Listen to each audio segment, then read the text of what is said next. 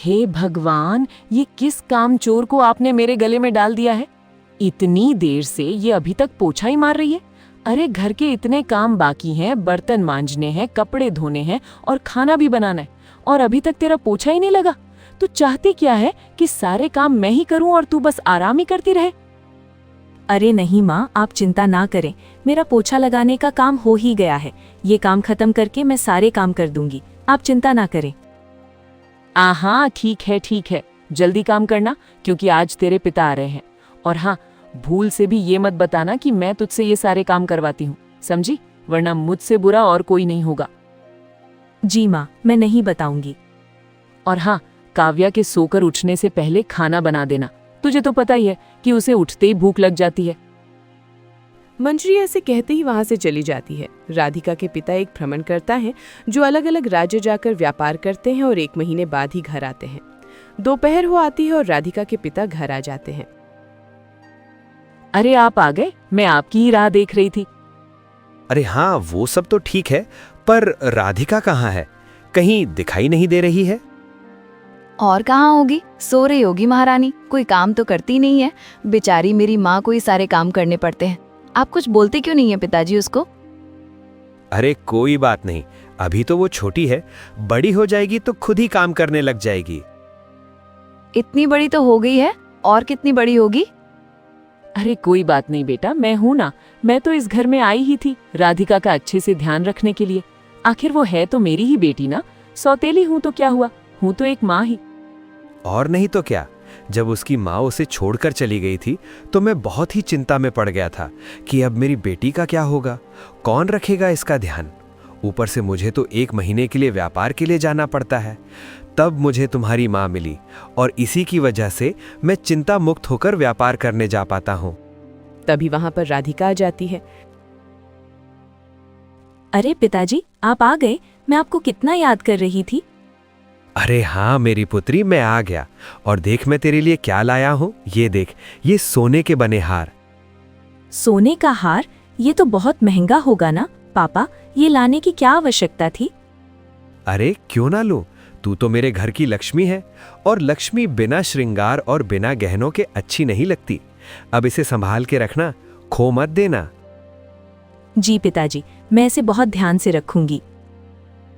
ये क्या पिताजी, आप सिर्फ उसके लिए उपहार लाए हो, मेरे लिए कुछ नहीं लाए क्या? मैं आपकी बेटी नहीं हूँ क्या?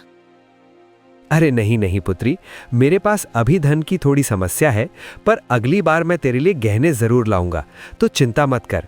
फिलहाल आज तो मैं तेरे लिए चांदी की माला ही लाया हूँ। पर पिताजी। अरे कोई बात नहीं काव्या, तुम्हारे पिता ने कहा ना कि वो अगली बार ला देंगे। और तुम्हें तो खुश होना चाहिए कि तुम्हारे पिता ने तो तुम्हारी दीदी के लिए कितनी सुंदर माला ला कर दी है। अगर तुझे भी किसी दिन पहननी होगी तो पहन लेना, तेरी बड़ी बहन मना थोड़े ना करेगी तुझे। अरे हाँ काव्या, मुझे कोई दिक्कत नहीं है, तो जब चाहे तब इसे पहन सकती है। लो, हो गई चिंता दूर, अब तो कोई शिकायत नहीं ना काव्या?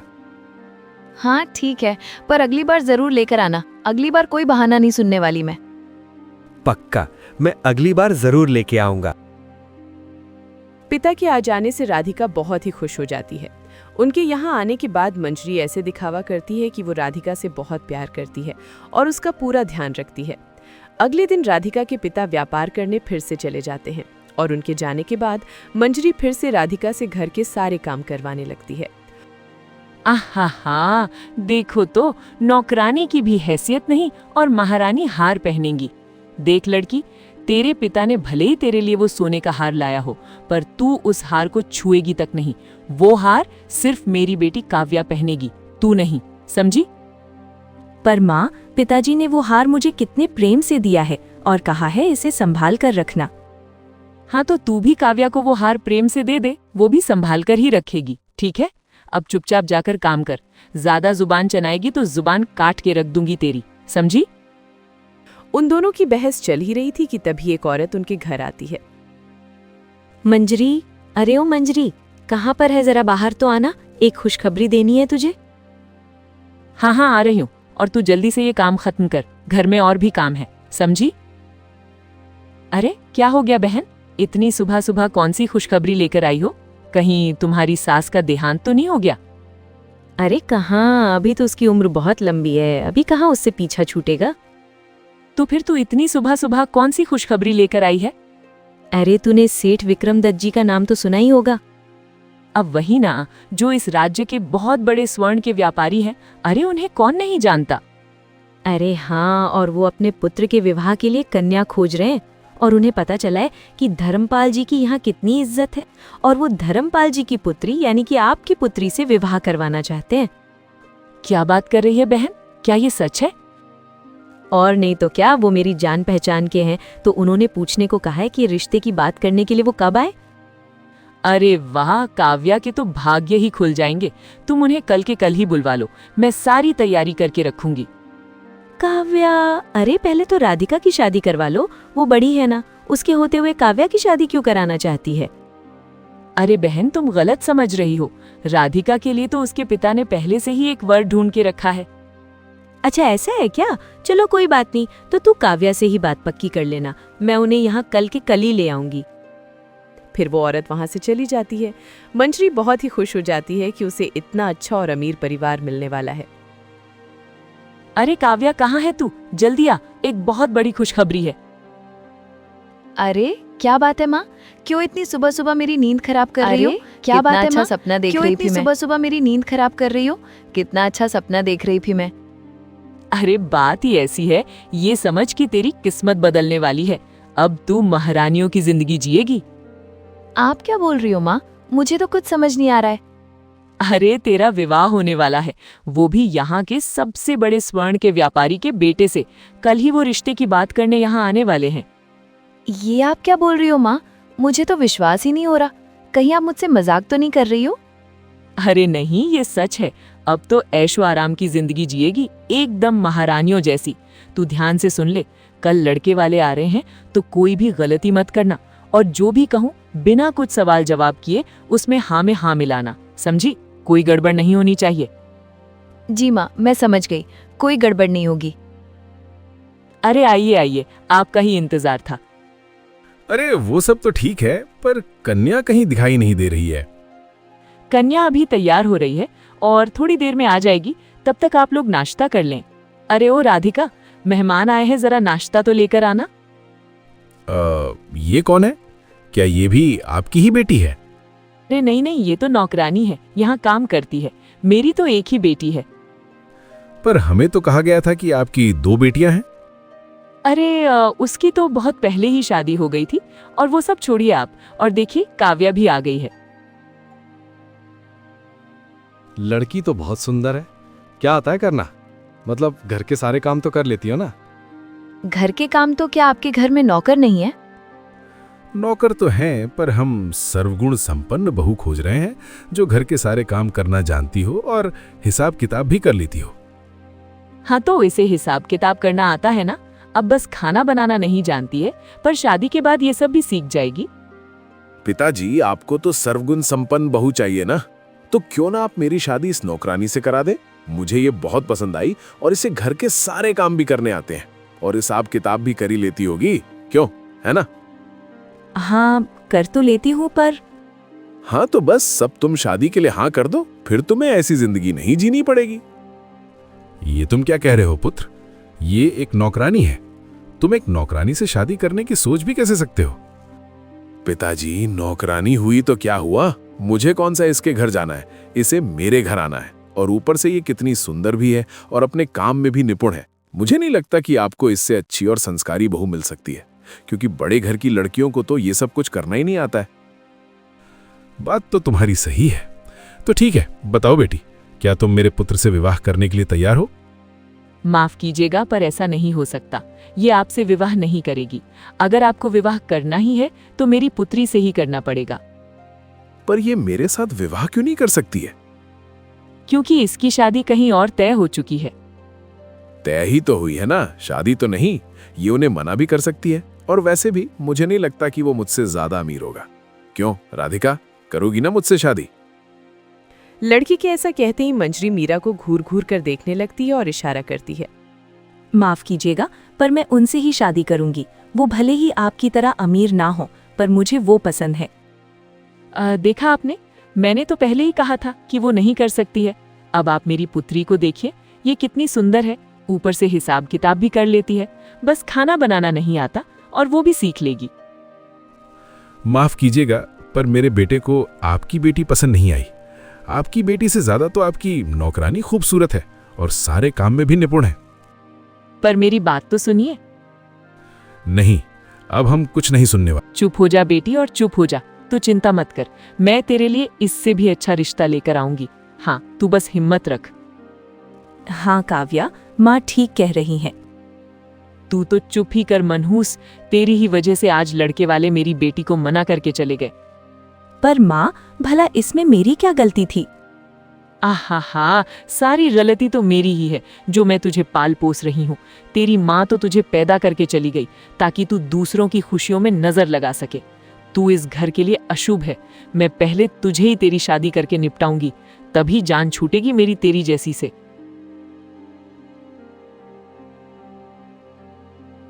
हे भगवान, पता नहीं माँ मुझे मनहूस क्यों कहती रहती है। मैंने तो कुछ भी नहीं किया, उल्टा मैंने तो माँ ने जैसा कहा वैसा ही किया। फिर भी अगर लड़के वाले मना करके चले जाते हैं तो इसमें मेरी क्या गलती है भगवान? मेरी क्या गलती है? माँ, आज उस मनहूस की वजह से इतना अच्छा रिश्ता मेरे हाथ से निकल गया। मैं उसे कभी माफ नहीं करूंगी। आप उसका कुछ करती क्यों नहीं? तू चिंता मत कर, अब देख मैं उसके साथ क्या करती हूँ। ऐसा क्या करने की सोच रही हो माँ? उसने तेरी शादी नहीं होने दी ना, तो मैं भी उसकी शादी किसी अच्छे घर में तो बिल्कुल नहीं होने दूंगी। एक ऐसे लड़के के साथ उसका विवाह करवाऊंगी जो हद से भी ज्यादा गरीब हो। फिर पता चलेगा उस मनहूस को और जान छूटेगी हमारी। पर माँ, पिताजी का क्या? पिताजी तो उससे कितना प्यार करते हैं। अगर उन्हें ये सब पता चल गया तो क्या वो गुस्सा नहीं करेंगे? अरे तू उसकी चिंता मत कर, ऐसा जाल बिछाऊंगी कि चिट भी मेरी होगी और पट भी। वो दोनों योजनाएं बना ही रही थी कि एक आदमी उनके घर आता है। अरे, कोई है क्या घर में? ये आवाज कौन लगा रहा है? चलो चलकर देखते हैं माँ। अरे क्या हो गया? क्यों बुला रहे थे? कुछ बेचने आए हो क्या? अरे नहीं नहीं, मैं यहाँ कुछ बेचने नहीं बल्कि धर्मपाल जी का संदेश लेकर आया हूँ। पिताजी का संदेश? हाँ, वो कल एक बहुत ही बड़े व्यापारी का रिश्ता लेकर आने वाले हैं राधिका के लिए। सुना है उस परिवार के साथ महाराज का भी बहुत अच्छा संबंध है और वो इस राज्य के सबसे बड़े व्यापारी हैं। उनसे बड़ा व्यापारी इस राज्य में कोई नहीं है। तो कल राधिका को तैयार करके रखने को कहा है। अच्छा, तो अब मैं चलता हूँ।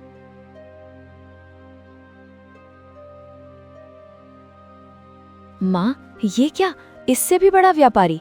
सारे अमीर लोग इसके ही नसीब में क्यों लिखे हैं?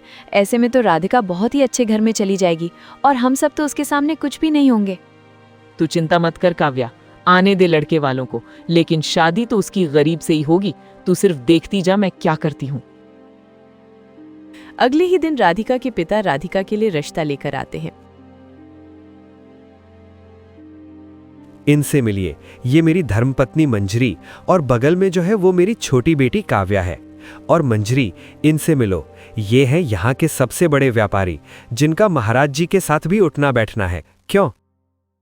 अरे इनको कौन नहीं जानता, इनके तो चर्चे हैं हर जगह। अरे वो सब तो ठीक है, परिचय तो होते रहेंगे, पर लड़की कहाँ है जिसे देखने हम आए हैं? कहीं दिख नहीं रही है। वो तो तैयार हो रही है, आती ही होगी। ओ ये देखो, आ भी गई। आओ राधिका, मेहमानों को चाय दो। वाह, तुमने जैसा कहा था धर्मपाल, तुम्हारी पुत्री तो उससे भी ज्यादा सुंदर है। मुझे तो लड़की देखकर ही पसंद आ गई। अरे इतनी भी क्या जल्दी है भाई साहब, दोनों को आपस में बात करने दीजिए, आपस में एक दूसरे को समझने दीजिए। जब दोनों एक दूसरे को अच्छे से देख लें, बात कर लें, पसंद कर लें, उसके बाद ही तो समझिए कि रिश्ता पक्का है। हाँ हाँ, आप बिल्कुल सही कह रही हैं। जाओ बेटा, जाकर मिल लो, और हाँ, अच्छे से बात करना, शर्माना मत, ठीक है? जी पिताजी, मैं समझ गया। दोनों ही अकेले में बात करने के लिए चले जाते हैं। मैं उन्हें बुलाकर लाती हूँ, काफी देर हो गई है। हाँ हाँ, जल्दी लेके आओ, आगे की बात भी तो करनी है। तो कैसी लगी आपको हमारी मीरा? हमें तो राधिका बहुत ही पसंद है और संस्कारी लगी। हमें तो ये रिश्ता मंजूर है। पर माफ कीजिएगा, राधिका को ये रिश्ता मंजूर नहीं है। क्या? ये आप क्या कह रही हैं? पर हाँ, वो क्या है ना, राधिका आपसे कहने से डर रही थी। असल में बात ऐसी है कि राधिका को कोई और पसंद है, लेकिन वो गरीब है, जिस वजह से राधिका के पिता इस रिश्ते से खुश नहीं है। पर राधिका उससे सच्चे दिल से प्यार करती है, तो अगर आप इस रिश्ते को मना कर दें और कोई बहाना बना दें तो बड़ी मेहरबानी होगी। ठीक है, पर मैं ये बात राधिका के मुंह से सुनना चाहता हूँ। राधिका, अब तुम बताओ कि तुम्हारी माँ जो कह रही हैं, क्या वो सच है? तुम किसी और से प्रेम करती हो? जब लड़के ने राधिका से यह सवाल पूछा तो मंजरी मीरा को घूर घूर कर देखने लगी और इशारों इशारों में हाँ करने को कहने लगी। बेचारी राधिका भी बिना कुछ सोचे समझे मंजरी के कहने पर हाँ कर देती है। जी हाँ, मैं किसी और से प्रेम करती हूँ और उसी से शादी भी करना चाहती हूँ। आप कृपया करके ये बात मेरे पिताजी को मत बताइएगा कि मैंने आपसे ये सब कहा है। अच्छा ठीक है, नहीं कहूँगा।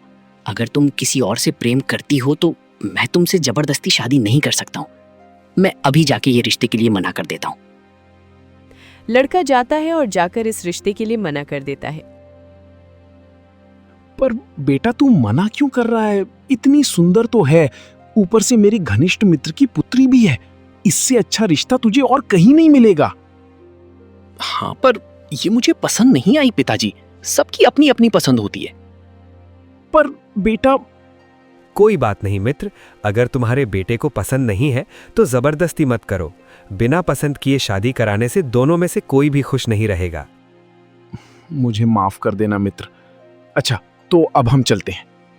ठीक है, अच्छे से जाना। तू चिंता मत कर पुत्री, ये रिश्ता नहीं हुआ तो क्या हुआ, मैं तेरे लिए इससे भी अच्छे अच्छे रिश्ते ढूंढ कर लाऊंगा, देख लेना। भला मैं चिंता क्यों करूं पिताजी? इस बहाने मुझे मेरे पिता के साथ कुछ और दिन रहने का अवसर मिल गया। मेरा बस चले तो मैं हमेशा आपके ही पास रहूंगी। मेरी प्यारी बेटी, पर शादी तो तुझे करनी ही पड़ेगी। देखना, जिसके साथ भी तेरी शादी होगी उसके साथ तू बहुत खुश रहेगी और ऐशो आराम की जिंदगी जिएगी। अगले ही दिन फिर से राधिका के पिता व्यापार करने के लिए चले जाते हैं। उनके जाते ही मंजरी एक बहुत ही गरीब लड़के को लेकर आती है राधिका के साथ विवाह कराने के लिए। राधिका, देख तो कौन आया है, इससे मिल। ये कौन है माँ? ये तेरा होने वाला पति है और आज ही तेरी इसके साथ शादी होगी, समझी? पर माँ, कम से कम पिताजी को तो आने दीजिए। उनकी पुत्री के विवाह में वो ही नहीं आएंगे तो उन्हें अच्छा नहीं लगेगा। तू क्या मुझे बेवकूफ समझती है? हाँ, तुझे क्या लगता है तेरे पिता आएंगे तो तेरी शादी इस गरीब भटीचर से होने देंगे? पर माँ, देख लड़की, तुझे तो इससे शादी करनी ही पड़ेगी। या तो तू इस घर में रहेगी या तो मैं। अब ये तेरा फैसला है, तेरे हाथों में है। अगर तूने इससे शादी के लिए मना कर दिया तो मैं इस घर को छोड़कर चली जाऊंगी, हमेशा हमेशा के लिए। नहीं माँ, ऐसा मत कहिए। अगर आप चली जाएंगी तो मेरे पिता का क्या होगा? तो जैसा मैं कह रही हूँ चुपचाप वैसा ही कर। ठीक है माँ, आप जिससे शादी करने के लिए कहेंगी मैं उससे शादी करने के लिए तैयार हूँ। बस आप इस घर को छोड़कर कभी मत जाना माँ। ठीक है। उसके बाद राधिका की शादी उस गरीब लड़के के साथ हो गई और राधिका उस गरीब के साथ उसकी झोपड़ी में चली गई। माँ, मुझे तो यकीन ही नहीं हो रहा है कि हमने उस मनहूस से छुटकारा पा लिया और उसकी शादी भी किसी गरीब फर्नीचर से आपने करा दी। पर माँ, आप पिताजी से कहेंगी क्या? और क्या कहूंगी? वही जो उस लड़के से कहा था कि मीरा किसी और से प्यार करती है और वो बहुत ही गरीब है, इसलिए उसने भागकर शादी कर ली। और क्या? वाह माँ, क्या दिमाग लगाया है। इससे तो सांप भी मर जाएगा और लाठी भी नहीं टूटेगी। मतलब चित भी आपकी और पट भी। मान गए आपको तो माँ। और क्या? तुझे क्या लगता है कि मेरी बेटी को रुलाने वाली को ऐसे ही छोड़ दूंगी मैं? अब रहेगी उस गरीब के साथ जिंदगी भर।